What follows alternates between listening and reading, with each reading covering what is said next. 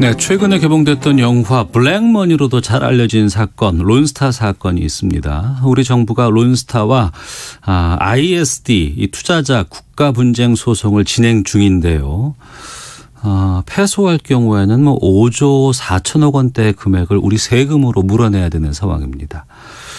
이번에 여기에 대해서 여러 의미 있는 자료들이 공개가 돼서 여기에 대해서 살펴보겠습니다.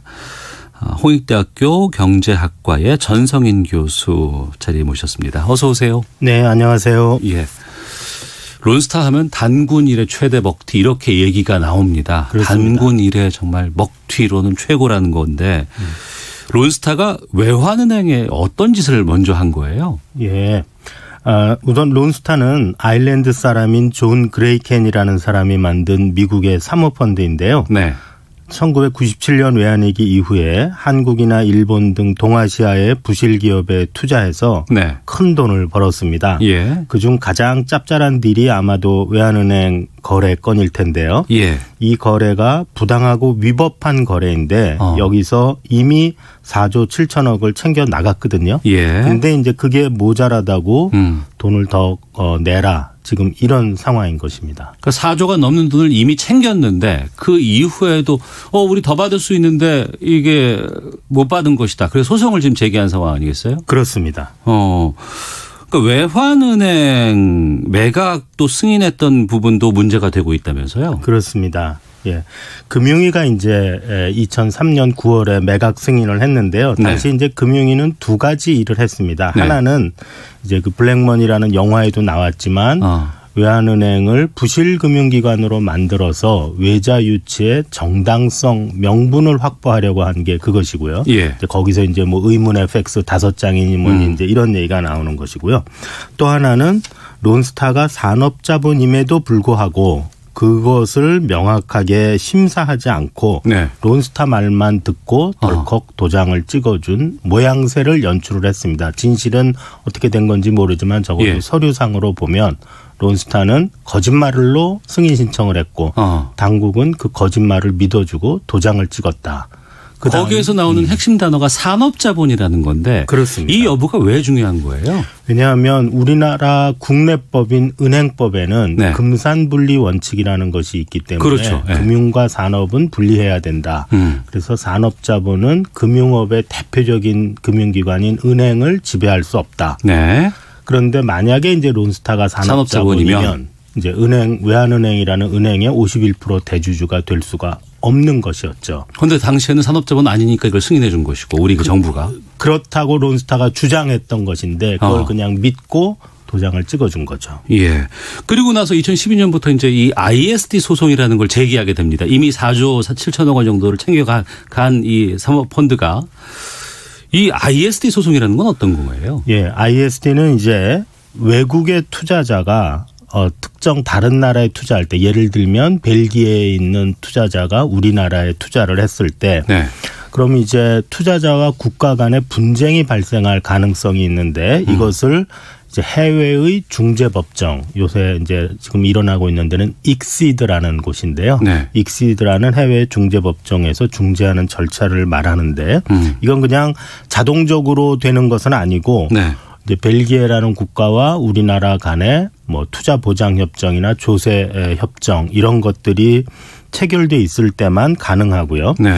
이런 게 없을 때는 원칙적으로는 투자를 한 당사자 국가의 국내 법원, 그러니까 우리나라 법원에서 문제를 해결하거나 사인 간의 분쟁일 때는 싱가포르나 이런 데서 계약에 따라서 분쟁을 해결하기도 합니다. 네. 근데 이 소송을 제기한 게 우리나라에서 본인들이 한 5조가 넘는 돈을 손해를 봤다 이렇게 좀 주장하는 거 아니겠어요? 5조 4천억. 예. 그런데 정작 이들이 이 금액조차도 뻥튀기를 했다는 얘기가 들려요? 예, 이제 논거는 외환은행을 자기네가 2007년 8년에 팔 수 있었는데 우리 정부가 딴지를 걸어서 못 팔고 나가서 너무 슬펐다. 그게 하나가 있고 또 하나는 강남 파이낸스 타워라고 저기 그 역삼역 부근에 있는 거 있습니다. 그거를 팔아서 내가 이득을 얻었는데 여기에 이제 국세청이 터무니없는 과세를 해서 또 슬펐다. 이 두 가지 이유로 이제 소송을 제기를 했고요. 그 다음에 이제 뭐 5조 4천억이라는 어마어마한 액수에 대해서 많은 분들이 그게 맞냐, 뭐 1조 원이 맞냐 이런 말씀을 하시는데 저는 조금 그게 핀트가 어긋났다. 네. 왜 그러냐 하면 이건 론스타의 일방적인 주장일 뿐이고 예. 이 주장이 맞으려면 론스타는 국내법상 아무런 문제가 없는 정당한 투자를 했는데 예. 우리나라 정부가 괜히 딴지를 걸어서 그런 인과관계 때문에 론스타가 손해를 봤다. 이런 게 딱 성립을 해야 되는데 그렇죠. 론스타는 첫 번째 조건부터 못 지킨 거거든요. 예. 국내법상 하자가 있는 투자를 한 것이기 때문에 네. 거기에 대해서 뭐 손해액을 산정하고 한다는 건 의미가 없고 저는 이거는 영원짜리 소송이다. 네. 왜냐하면 받아갈 근거가 없기 때문에 그래서 5조 원이 맞냐 뭐 3조냐 1조냐 이게 맞냐라는 것보다 이건 영원짜리 소송이고 단 한 푼도 나가서는 안 되는 소송이다. 예. 네, 그렇게 네, 정리를 하고 싶습니다. 예. 그러니까 ISD 소송을 론스타가 제기를 했을 때 우리 정부 쪽에서 이제 뭐 여기에 대해서 대비를 하고 대처하고 또 해야 될 거 아니에요? 그렇습니다. 이때 어떤 뭐 TF팀을 꾸렸다면서요? 예, TF팀은 이제 2012년에 이미 구성이 됐고 예. 그 TF팀이 어떻게 구성되는지 밖으로 잘 이제 자료가 나오지 않은 상태입니다. 아주 이제 희귀하게 한두 건 나왔는데 그 중에 이제 2013년에 전 정의당 의원이었던 박원석 의원실이 이제 자료를 뽑았는데요. 거기에 따르면 6개 정부 부처, 국무조정실, 기획재정부, 외교부, 법무부, 금융위원회, 국세청 네. 6개 부처의 이제 차관급 그리고 TF팀장은 국무조정실장 이랬고요. 구체적인 사람은 이제 인사이동에 따라서 조금씩 달라졌는데 여길 거쳐간 분이 이제 김동연 이번 정부의 부총리 하신 분이죠. 예. 추경호 뭐 지금 이제 자유한국당 국회의원 그다음에 정찬우 이분은 이제 좀 잘 모르실 수도 있지만 금융위 부위원장하고 그 국정농단 사태 때도 좀 잠깐 이름이 나오고 론스타를 위해서 전문가 의견도 써준 그런 전력이 있는 분입니다. 론스타를 막기 위한 TF팀을 구성을 했는데 거기에 론스타를 위해서 활동했던 전력이 있는 사람을 또 앉힌 거예요? 예, 외환카드 이제 부당 합병 관련해서 싱가포르에서 이제 중재가 있었는데요. 그때 이제 론스타는 론스타대로 전문가 의견을 냈는데 그때 이제 내주신 분이 이분이죠. 예. 그럼 당시 그 TF가 만들었던 뭐 자료 가운데 일부가 이번에 KBS가 발표한 그겁니까?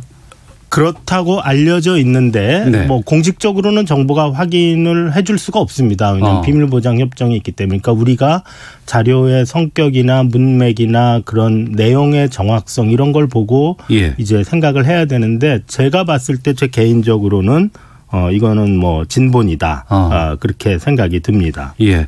지금 우리 정부와 그 론스타 간의 이런 소송에서 가장 그 큰 쟁점은 어떤 거예요? 가장 큰 쟁점은 겉으로 싸우는 쟁점은 뭐 관할권이 어떠니 뭐 조세 보장 협약이 어떠니 뭐 그다음에 징벌적 매각을 할 수 있었니 없었니 이런 것인데 숨겨진 논점은 네. 아까도 말씀드렸듯이 산업자본 이슈 그것인데 그것을 꺼내 들었으면 이 소송이 법정에서 성립하기 이전에 각하시키는 그런 이제 요소로서 작용할 수 있었을 텐데 우리 정부가 그걸 포기했어요. 네. 그래서 저는 이게 뭐 지려고 하는 소송 아니냐 이런 이제 생각까지 갖게 됐던 것이죠. 예. 그러니까 당시 참여했던 관료들이 그냥 뭐 패소를 뭐 기정사실까지 뭐 얘기하는 건 좀 뭐하겠습니다만 그런 각오를 하고 지금 그런 문을 열어놨다. 적어도 패소할 수도 있는 문을 그러니까 확실하게 앞에서 막지를 않고 문을 열어놨기 때문에 그 다음에는 이제 서로가 제 생각에는 지금 이제 준비 서면이 왔다 갔다 한 지 한 3년이 흘렀거든요. 근데 아직도 판정이 안 나오고 있는데 대단히 이례적인 것이에요. 그래서 어쩌면 이건 그냥 제 개인 상상입니다. 아무런 근거 없는 둘이서 간을 보고 있는 게 아닐까. 간이요? 이거를 얼마짜리로 해야 넘어갈 수 있을까. 그러니까 한국 정부 국민들이 굉장히 반발하고 이건 뭐 절대 안 돼. 이거 불법 투자인데 내 주머니에서 1원도 못 나가. 이렇게 되면 이거 좀 상황 안 좋은 것 같다. 그렇게 될 것 같고 반대로 뭐 우리 국민들 여기 관심 없고 뭐 저기 재정은 공돈이야 뭐 이런 생각이 들면 어쩌면 돈이 나갈지도 모른다 그런 생각도 합니다. 예. 뭐 소송 전에도 보면 이미 산업자본임에도 불구하고 산업자본 아닌 것으로 해서 이제 승인해 준 거 아니에요. 그렇죠. 뭐 그 부분에 대한 책임도 우리가 좀 물어야 될 것 같은데. 그렇죠. 이제 2011년에 KBS가 특종 보도를 했죠. 일본의 골프장을 가지고 있다고 5월 15일에 그때 이후로 완전히 세상이 달라졌는데. 네. 그 뭐 많이 회자되는 얘기를 하죠. 산업자본 요건을 충족했으나 산업자본이라 보기 어렵다. 그 이제 사람들이 좀 비아냥거리는 어조로 술 마시고 운전은 했지만 음주운전이라 보기 어렵다. 뭐 이런 얘기 아니냐. 그러면서 이제 당국이 굉장히 모순적인 태도로 론스타의 탈출을 도와줬는데 사실은 이제 앞으로 우리가 이 문제에 대해서 저는 뭐 개인적으로는 론스타 특별법 이런 거를 좀 만들어서 진실 규명도 하고 과연 우리나라 금융관료의 대응이 적절했는가 또 앞으로 ISD가 굉장히 많이 나올 텐데 이렇게 깜깜이 소송만 하는 게 좋은지 아니면 최소한이라도 절차를 공개하는 게 좋을지 이런 것들을 제도를 만들어야 된다고 생각을 합니다. 네, 여러분들께서 좀 의견 주고 계시는데 뭐 금융관료들이 내 재산처럼 생각하고 국익을 챙겼으면 좋겠습니다. 뭐 세금 아깝습니다. 뭐 국부를 회수할 수 있는 방법은 없는지요라고 질문 주셨는데 어떻게 해야 돼요 앞으로? 앞으로 저는 이제 뭐 할 수 있는 일이 남았는지를 일단 확인을 하고 정부는 이제 할 수 있는 일이 더 없다는 투로 답변을 이제 최근에 올렸습니다. 근데 그것이 사실일지 확인을 해보고 뭐 할 수 있는 방법이 있다면 더 하고 없다면 우선 이제 이렇게 일을 그릇되게 처리한 모피아 관료들, 금융위 관료들 뭐 또 과거 재정경제부에 있었던 관료들에 대한 책임 추궁. 진상규명 그리고 그들이 혹시라도 부당한 이득을 얻었다면 범죄 수익 환수 이런 것들이 필요하다고 생각을 합니다. 알겠습니다. 이거는 계속 좀 챙겨봐야 되고 또 무언가 또 나오는 게 있으면 좀 알려드려야지 좀 일이 신척될 것 같습니다. 홍익대학교 경제학과 전성인 교수와 함께했습니다. 말씀 고맙습니다. 네, 감사합니다. 예. 그리고 지난 토요일이었습니다. 네팔 고산지대 안나푸르나 트레킹하던 한국인 4명이 눈사태 만나서 실종됐다는 소식 있었는데요. 지금 현지에 히말라야 여러 차례 등장한 산악인이죠. 어멍길 대장이 지금 현지에 가 있다고 합니다. 갑작스럽게 제가 연결을 했는데